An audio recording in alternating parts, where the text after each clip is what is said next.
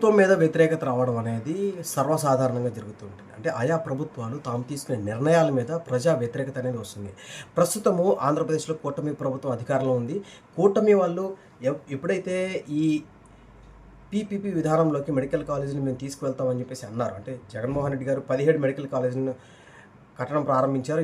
7 medical college అయితే పూర్తయినాయి అని చెప్పేసి పార్థసారథి గారు కూడా చెప్పారు. కానీ చంద్రబాబు నాయుడు గారు అయితే ఐరానికల్గా ఒక స్టేట్మెంట్ ఇచ్చారు. అదేంటంటే జస్ట్ కొబ్బరికాయ కొట్టి భూమి పూజ చేయగానే లేదంటే ఒక 10 ఎకరాలు కేటాయించగానే మెడికల్ కాలేజ్ పూర్తయిపోయినట్టు కాదు అని చెప్పేసి. కానీ వైసీపీ వాళ్ళు ఎవరైతే ఉన్నారో నాయకులు, ఎక్స్ ఎమ్మెల్యేలు లేదంటే మినిస్టర్లు ఎక్కడెక్కడైతే జగన్మోహన్ రెడ్డి గారు ప్రభుత్వ వైద్య కళాశాలను నిర్మించాలో లేదంటే నిర్మాణ దశలో ఉన్నవి ఆగిపోయిన వారి దగ్గరికి వెళ్ళి మేము నిజంగానే కట్టాము అని చెప్పేసి ప్రూవ్ చేసే ప్రయత్నం అయితే చేశారు. కానీ ఇక్కడ ప్రభుత్వం ఏమంటుందంటే ప్రస్తుత ప్రభుత్వం వాటిని నిర్వహించడం చాలా ఖర్చుతో కూడుకున్న పని, 8,000 కోట్లు ఖర్చు అవుతుంది అని చెప్పేసి అంటున్నారు.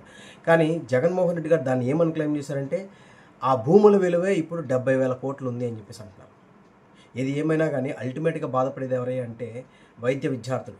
అయితే దీనికి వ్యతిరేకంగా ఎమ్మెల్సీలు, వైసీపీ ఎమ్మెల్సీలు ఎవరైతే ఉన్నారో వాళ్ళు ప్లకార్డులు చేతితో పట్టుకొని శాసన మండలిలోకి నిరసనగా వెళ్తూ ఉంటే పోలీసులు అయితే అడ్డుకునే ప్రయత్నం చేశారు. అక్కడ ఒక వైసీపీకి సంబంధించిన అంటే వైసీపీ పార్టీకి ఎప్పుడు కూడా సాక్షి అనుకూలంగా ఉంటుంది. ఎందుకంటే వైఎస్ భారతి గారు దాని మేనేజింగ్ డైరెక్టర్ ఏదో సంథింగ్ ఉన్నారు కాబట్టి సాక్షి ఛానల్ ప్రతినిధి ఎవరైతే ఉన్నారో విలేకరి అతన్ని నిలువరించే ప్రయత్నం చేశారు. అంటే అడ్డుకునే ప్రయత్నం చేశారు పోలీసులు. అతన్ని డిఫెండ్ చేసుకునే ప్రయత్నం చేశాడు. అతను కూడా పుష్ చేశాడు.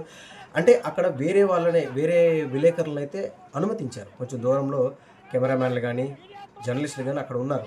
వాళ్ళు ఉన్నప్పుడు నన్ను ఎందుకు ఎలా చేయరు అని చెప్పేసి పోలీసుల మీద అతను గట్టిగా మాట్లాడే ప్రయత్నం చేశారు, ఇంకా ప్రతిఘటించే ప్రయత్నం చేశారు. ఆ వీడియోని ప్లే చేస్తున్నాను, చూడండి ఒకసారి. అది యూట్యూబ్లో కూడా ప్రస్తుతం వైరల్ అవుతూ ఉంది. అంటే వైసీపీ ప్రభుత్వం అధికారంలో ఉన్నప్పుడు మాత్రం ఏబిఎన్ ఛానల్ వాళ్ళని కొంచెం హేళన చేసేవాళ్ళు, దగ్గరికి రానిచ్చేవాళ్ళు కాదు. ఏకంగా జగన్మోహన్ రెడ్డి గారు ప్రెస్ మీట్లోనే చెప్పారు, ఏబిఎన్ ఆంధ్రజ్యోతిన మీరు కేక్ తినేసి వెళ్ళిపోండి అని చెప్పేసి ఆయన అయితే చెప్పారు. కానీ ఇక్కడ ఇప్పుడు కూటమి ప్రభుత్వం అధికారంలోకి వచ్చిన తర్వాత సాక్షిని దగ్గరికి రానిట్లేదు. వాళ్ళ అధికారంలో ఉంటే వీళ్ళని, వీళ్ళ అధికారంలో ఉంటే వాళ్ళని ఇలా చేస్తూ పోతూ ఉంటారు.